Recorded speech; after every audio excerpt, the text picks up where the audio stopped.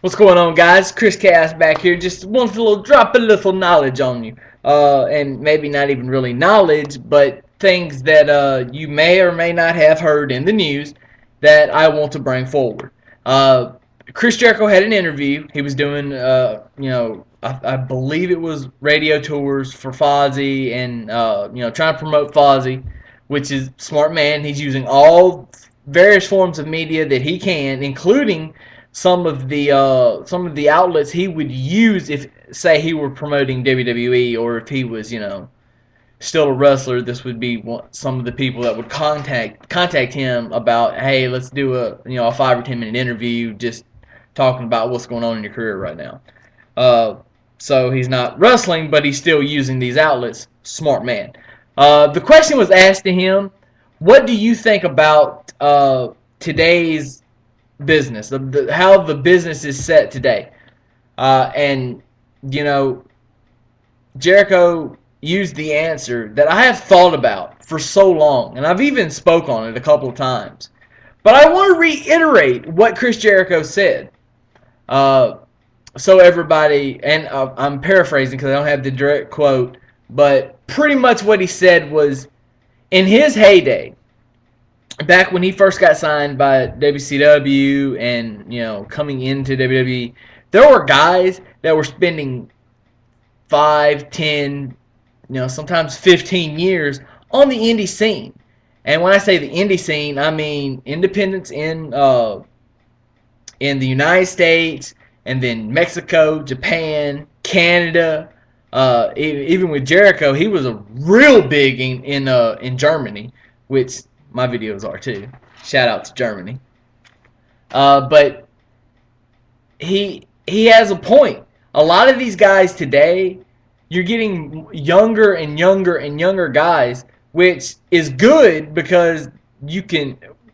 Coming from Vince's standpoint, he can drain and squeeze and get all the money he can out of them, and then let them go. And that's smart. That's smart by Vince. The problem is the business is suffering that way because you're getting guys that, some of the agents or the writers, in accordance with the agents, could be like, hey, I want you to go out here and do this and this and this. A, B, C. Or, 1, 2, 3. This is what I want you to do. And some of the newer guys could be like, oh, okay, what do you mean? How do you want me to do it? That's the problem. Because guys like Jericho, you can say, hey, go out there and do what you do. Because Jericho has invested enough time in his career and has gained that respect, even with like Triple H and Michaels and The Undertaker and Cena and Orton. And I'm starting to think CM Punk, well, I know CM Punk, these guys are able, and probably even Mark Henry a little bit in the Big Show, can go out and they can say, okay, just do what you do, just hit these main points and you'll be fine. And it'll be gold. Well, we won't worry about it. But this is why a lot of the newer guys don't get a lot of mic time. Think back in the day. They were always doing interviews before matches on pay-per-views. Always.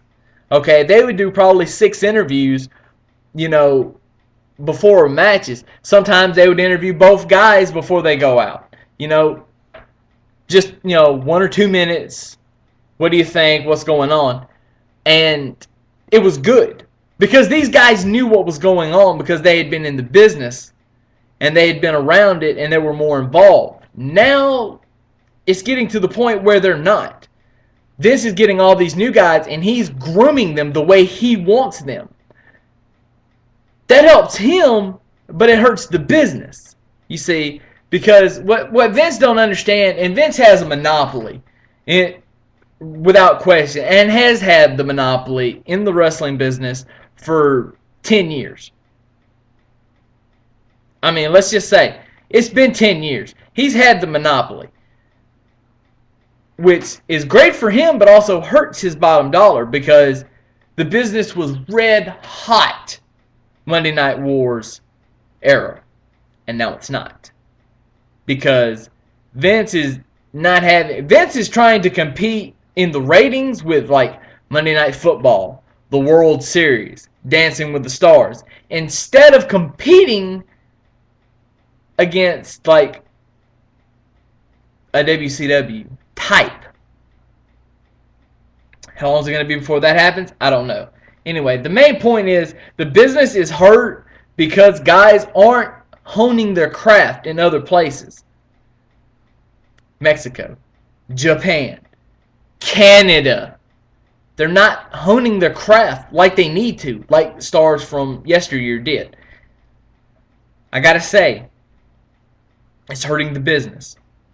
And I pray, even though I hate TNA, I pray that they can get up to that level. ROH, love ROH. Wish they could get up to that level. Chikara, wish they could get up there. It's going to take time, people. And I hate it. But that is why the state of wrestling is what it is. Deuces.